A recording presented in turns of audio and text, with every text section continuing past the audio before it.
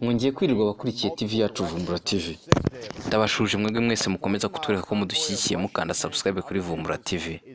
Uyu munsi tugiye kuvugira hamwe no kuganirira hamwe ku ntambara ndetse n'iterwa ry'ibisasu bya kirimbuzi biri guterwa muri ibyo bihugu byombi ndetse n'ikibitera n'uburyo iyo ntambara iri kuza.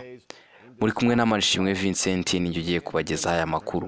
Mu gitondo cyo kuri wa kane tariki ya 24 Gashyantare 2022, Perezida w'Uburusiya Vladimir Putin yanditse amateka aho yatangije urugamba ku gihugu kirinzwe n'ingabo z'ibihugu by'Uburayi, Amerika bigize umuryango wa OTAN. Ibihugu bikikije Ukraine biri mu muryango wo kurwanyiriza umwanzi hamwe OTAN byoherejwemo ingabo zo guhangana n'Uburusiya mu gihe bwaramuka buteye Ukraine, harimo n'abasirikare barenga 6,000 ba Leta Zunze Ubumwe za Amerika.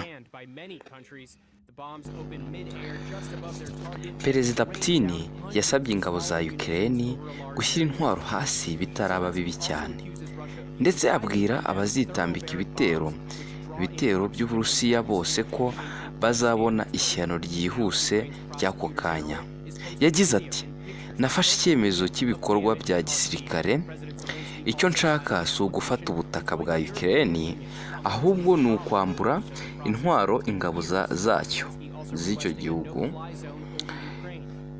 Icyo nasaba ni ugushyira intwaro hasi, kandi niharamuka hagize uwitambika imbere arahura n'ingaruka atigeze abona na rimwe z'ako kanya.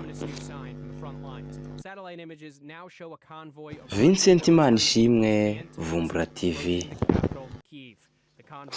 Ibi bitekerezo byahereye mu mijyi ya Iburasirazuba bwa Ukraine birimo kugenda bisatira umurwa mukuru Kiev, ndetse ngo hari n'ibisasu bya rutura Big Bang bimaze kuhagwa nk'uko bitangazwa na televiziyo y'Abanyamerika CNN.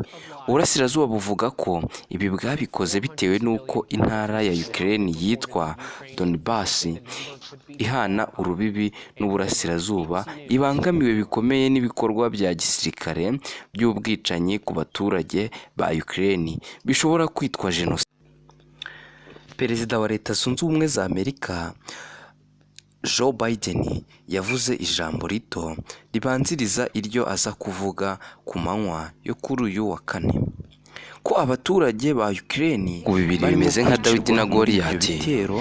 Icyo nakwibutsa bazabazwa nuko nta ntwaro n'imwe iratangira gukoreshwa cyangwa se ibisasu bijyana mu maso cyangwa se byangiza, nta na kimwe kiratangira gukoreshwa. Putin guhagarika ibyo bitero agashyira imbere amahoro.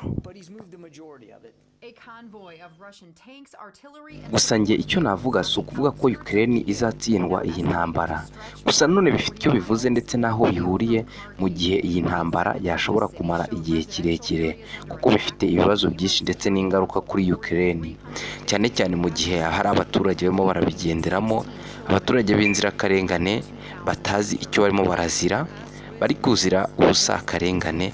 Ibi ngibi rero byakwitwa nka jenoside, kuko ni itsembatsemba riri gukorwa gusa.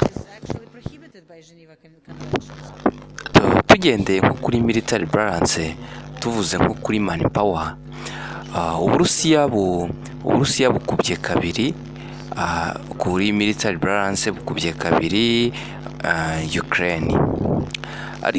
Ariko nanone tugendeye kuri manpower, abakozi n'abasirikare ubwabo b'Uburusiya bungana nka 1 miliyoni z'abasirikare barwanira ku butaka, tukagendera kuri 2 miliyoni z'inkeragutabara zifitwe n'Abarusiya. Urumva biri ku mubare minini cyane ikubye nk'iyo ugendeye nk'uko iyo Ukraine ifite. Ndabashimiye mwese mwakurikiranye iki cyegeranyo kijyanye n'amakuru y'intambara iri kubera hagati ya Ukraine na Rusiya. Ndabashimiye, mbasaba gukanda subscribe kuri Vumbura TV tukajya tugendana ku makuru yacu.